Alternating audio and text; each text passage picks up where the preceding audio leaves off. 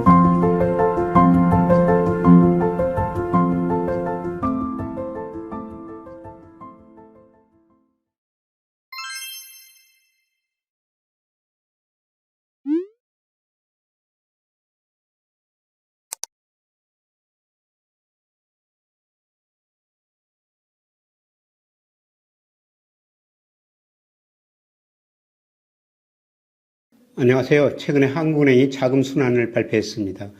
자금 순환 개념부터 좀 살펴보고요. 자금 이동이 국가 전체적으로 어떻게 흘러가고 있는지, 그리고 이와 관련해서 주식시장, 금리까지 한번 말씀을 드려보도록 하겠습니다.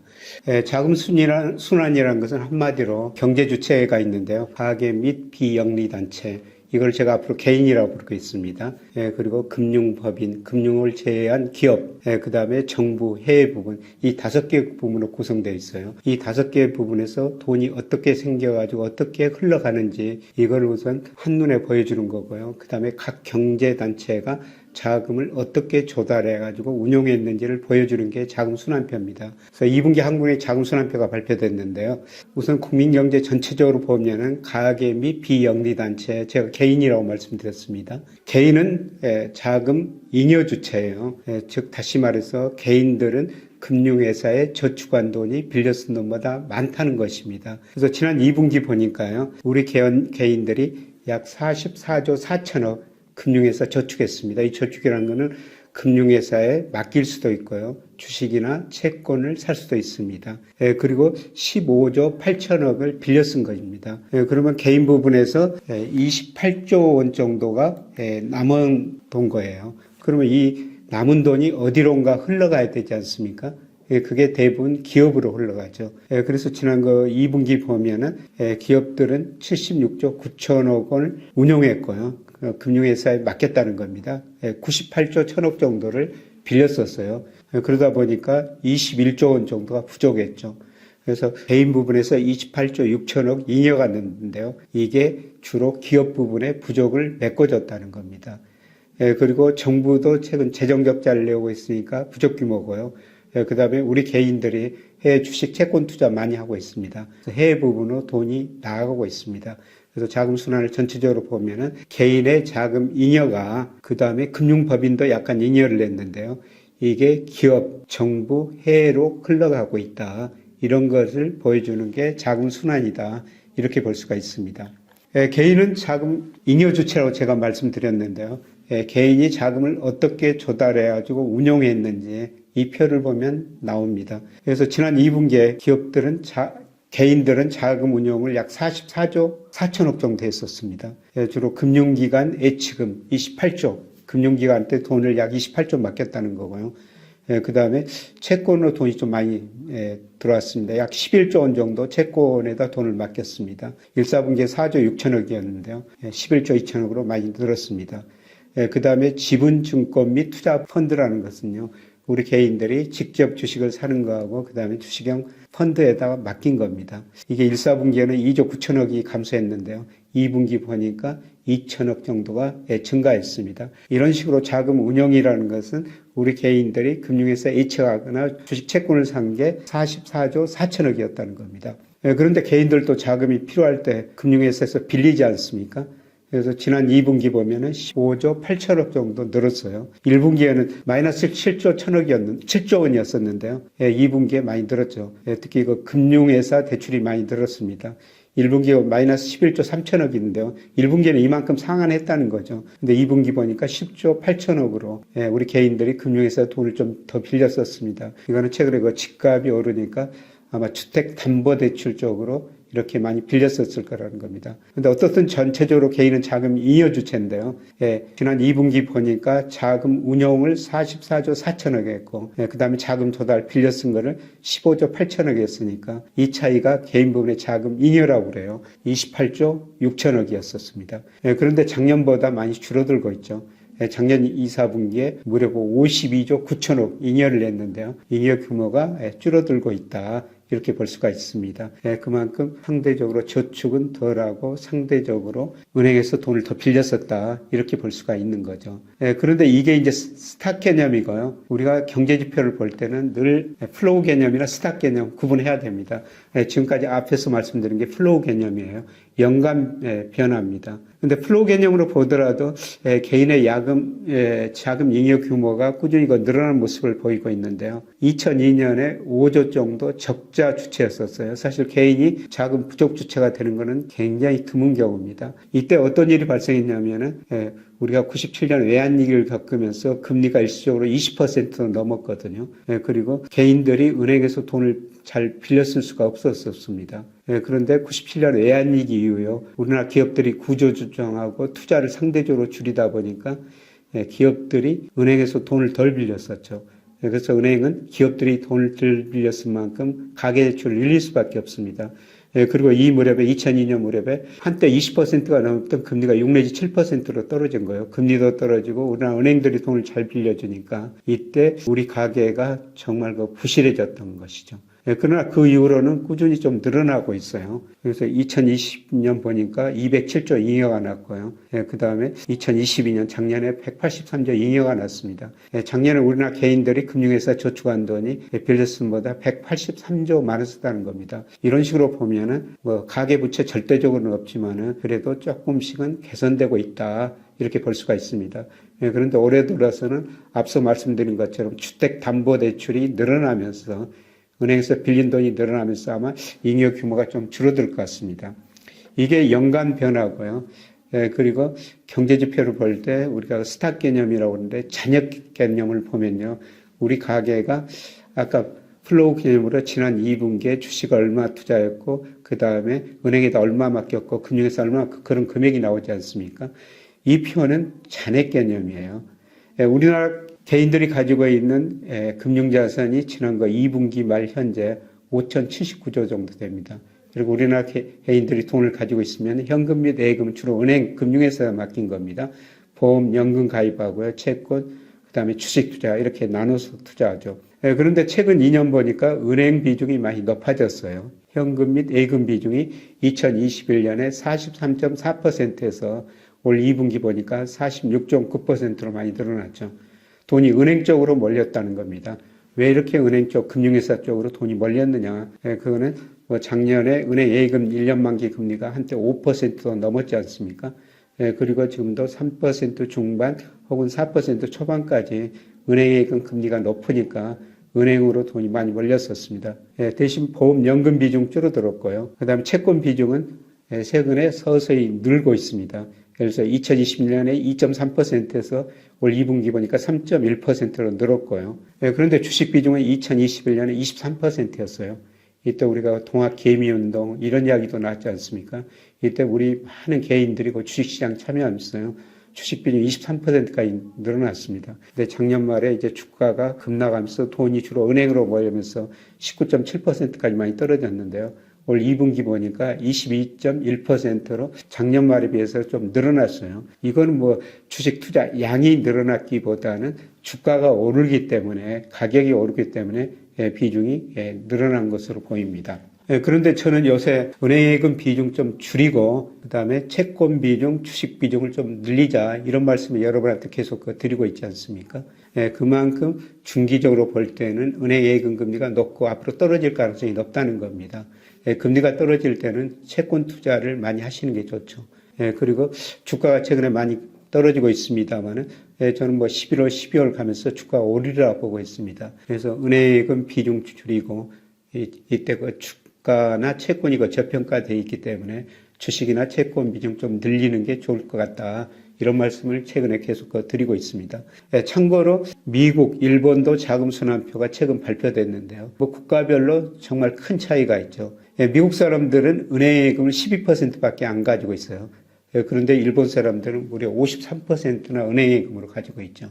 최근에 일본이 디플레 탈피하고 있습니다만은 그동안 디플레이션 때문에 은행 금리가 0%여도 물가가 떨어지니까 실질 금리가 플러스였던 겁니다. 그리고 인구 고령화 때문에 일본 사람들이 은행에 이렇게 많이 맡기고 있습니다. 근데 주식 비중에서 현저한 차이가 있는데요. 미국 가계는 주식을 53%나 가지고 있습니다. 물론 계속 2분기 통계를 말씀드리고 있습니다. 그런데 일본은 17%죠. 아까 우리는 22%라고 말씀을 드렸습니다. 미국 사람들은 거의 금융자산의 절반 이상을 주식으로 가지고 있다는 겁니다. 이거는 국가별로 많은 차이가 있다는 겁니다. 우리는 미국식보다는 일본식에 조금 더 근접하고 있죠. 그러나 앞서 말씀드렸습니다만은 앞으로 금리가 떨어질 가능성이 높고 주식이나 채권이 저평가에 있기 때문에 주식이나 채권 비중을 더 늘리시는 게 좋을 것 같다. 22%는 좀 낮아 보인다. 은행예금 47%를 좀 줄이고 주식 비중을 조금 더 늘렸으면 좋겠다. 이런 말씀을 제가 계속 드리고 있는 것입니다. 참고로 미국은요, 주식 비중이 제가 보기에는 너무 높습니다. 2000년 이후로요, 물론 제가 1980년도부터 그려놨습니다만은 2000년 이후로 미국 가계 금융자산 중에서 주식 비중이 43%입니다. 그런데 지금 53%니까요. 이건 무슨 의미입니까? 미국 가계가 그만큼 과거 평균에 비해서 주식을 많이 가지고 있던지 아니면은 주가가 가대평가됐다는 겁니다. 이런 걸 보면은 저는 미국 가계 주식 비중이 과거 평균 43%는 안 가더라도요. 지금 53%는 너무 높다는 겁니다. 이런 의미에서 제가 앞으로 몇 년 동안은 미국 주가는 조정을 거칠 가능성이 높습니다. 차라리 미국 주식 비중 좀 줄이고 우리 주식 비중을 좀 늘리는 게 좋을 것 같습니다. 우리 주가는 저평가되어 있기 때문에 이런 말씀을 계속 드립니다. 그래서 자금순환표 보면요. 가계가 연간 혹은 분기별로 금융자산을 어떻게 투자하고 돈이 어떻게 흘러가고 운용하는지 볼 수가 있고요. 그 다음에 스탁, 잔액 개념으로 보면은 이렇게 누적적으로 우리 가계가 그동안 금융자산을 어떻게 운용했는지 볼 수가 있다는 것입니다. 한편 기업도 자금 조달을 어떻게 하고 운영하는지를 볼 수가 있는데요.